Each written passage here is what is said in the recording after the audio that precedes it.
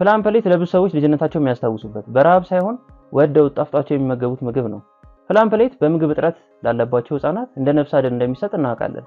ትክክለኛው ጥያቄ ግን ፕላን ፕሌት እውነት ተአምረኛ ምግብ ነው ወይስ ደግሞ በውስጡ የያዘው መጥፎ ነገር አለ?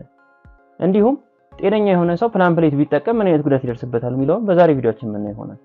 ፕላን ፒነት በተለምዶ ስሙ ፕላን ፕሌት የምንለው በሎስ ፍሌቨር የተሰራ ሲሆን ይሄም ደግሞ ከፍተኛ የሆነ ኃይል ሰጪ ምግብ በመሆን ያገለግላል። ይሄ ፕላን ፒነት የምንለው ነገር በብዙ ንጥረ ነገሮች የሚይዝ ሲሆን ስክሪን ላይ የምታያቸውን ኢነርጂ፣ ፕሮቲን፣ ካርቦሃይድሬት፣ ፋት፣ ሚነራል እንዲሁም ደግሞ ቫይታሚኖችን ይይዛል ማለት ነው። የተሰራበትም ዓላማ ደግሞ ቀደም እንደነገርኳችሁ በምግብ እጥረት ለተጎዱ ህፃናት እንደ ነፍስ አድን ምግብ በመሆን የሚያገለግል ነው ማለት ነው። ይሄም ፕላን ፕሌት በተለያዩ እውቅናና ፍቃድ ባላቸው የህክምና ተቋማት ሆስፒታሎች ውስጥ የሚሰጥ ነው። ታዲያ ይሄ እውነቱ የታወቀ ከነጋዴውም ከተጠቃሚውም ጎን በህገወጥ መልኩ እንዲሸጥ ይደረጋል። ይሄም ደግሞ በገንዘብም በእስራትም የሚያስቀጣ ሲሆን እናንተ ግን ተመስገን የሚያስብል የጤና ሁኔታ ላይ ካላችሁ እንዲሁም ደግሞ ጤነኛ ከሆናችሁ ፕላን ፕሌትን መጠቀም አይኖርባችሁም። መጠቀም ከጀመራችሁም ደግሞ ምን አይነት ጉዳት ሊደርስባችሁ ይችላል የሚለውን ነገር ደግሞ አብረን እንይ። ከነዚህ መካከል የመጀመሪያው በውስጡ ከፍተኛ ፋትና የስኳር መጠን ስለሚገኝ ያልታሰበ ጤናማ ያልሆነ ክብደት መጨመር፣ ውፍረት ያስከትላል። ታዲያ ይህን ተያይዞ የሚመጡ የስኳር፣ የደም ግፊት፣ የልብ በሽታ እንድትጋለጡ ያደርጋቸዋል። ሁለተኛው ጉበትና የኩላሊት ህመም። ፕላን ፕሌት እንደምታውቁት ብዙ ፕሮቲን፣ ሚነራልና ፋትን በውስጡ ይይዛል። ታዲያ ሰውነታችን ደግሞ ይህንን የሚመጣውን ፕሮቲን፣ ሚነራልና ፋት ለመቀበል ሲል የማያስፈልግ ጫና ውስጥ ይገባል። ማለትም መስራት ከነበረበት መጠን ከፍተኛ መጠን ውስጥ የመስራት መጠን ውስጥ ይገባል ማለት ነው። ይሄ ታዲያ በሚፈጠርበት ሰዓት ደግሞ የሰውነታችን ክፍሎች ላይ ማለትም ጉበት፣ ኩላሊት፣ ጨጓራ ላይ ጫና ይፈጠራል። እንደዚህ አይነት ጫናዎች በሚፈጠሩበት ጊዜ ደግሞ ለኩላሊት ጠጠር፣ ለጉበት ህመም እንዲሁም ደግሞ ከፍ ሲል ወይም ደግሞ ጉዳቱ ከፍ ሲል ደግሞ ለኩላሊት ህመም ወይም ደግሞ ለኩላሊት ፌል እስከመድረስ ሊያደርሳችሁ ይችላል ማለት ነው። ይሄንን ነገር ለቀላላችሁት እስከ ሰርጀሪ ድረስ ሄዳችሁ እንደምትሰሙትና እንደምታዩት የኩላሊት ህመም ሊያጋጥማችሁ ይችላል ማለት ነው። ሶስተኛው የምግብ መፍጨት ስርዓት ላይ ጫና ሊፈጥር ይችላል። ፕላን ፕሌት እንደምታውቁት በውስጡ ከፍተኛ የሆነ አይረን፣ ዚንክ እና ቫይታሚን በውስጡ ይገኛል። ይሄ ታዲያ በከፍተኛው መጠን ተወሰደ ማለት ሰውነታችን ምግብ በሚፈጨበት ሰዓት ለተለያዩ ጉዳቶች ሊያስከትል ይችላል ማለት ነው።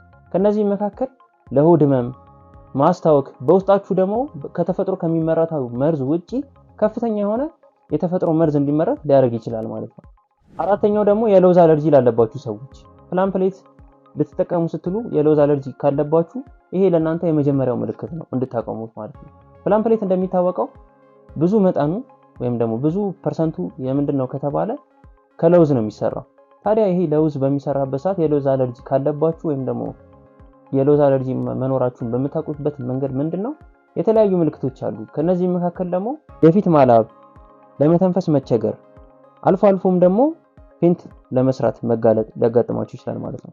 አምስተኛውና ደግሞ የመጨረሻው ምንድነው በሰውነታችሁ ውስጥ የደም ስኳር መጠን መጨመር ሊያጋጥማችሁ ይችላል።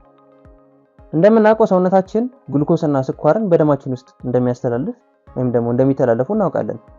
ይሄም ደግሞ በሚተላለፉበት ሰዓት ለሰውነታችን ለተለያዩ ክፍሎች ኃይል እንዲሰጡ ወይም ደግሞ በኃይል እንዲኖርና እንድንንቀሳቀስ ይረዳናል ማለት ነው። ታዲያ ይሄ ከኖርማል መጠኑ ካለፈ ማለትም በቀን ውስጥ የምትመገቡት ምግብ አለ፣ ከዛ ውስጥ የምታገኙት ግሉኮስና ስኳር እያለ በአንዴ ደግሞ የሚመጣ ኃይል ሲኖር በአንዴ የሚመጣ ኃይል ነገር ደግሞ መቋቋም ይከብደዋል ወይም ደግሞ ይከብደናል ማለት ነው ሰውነታችን።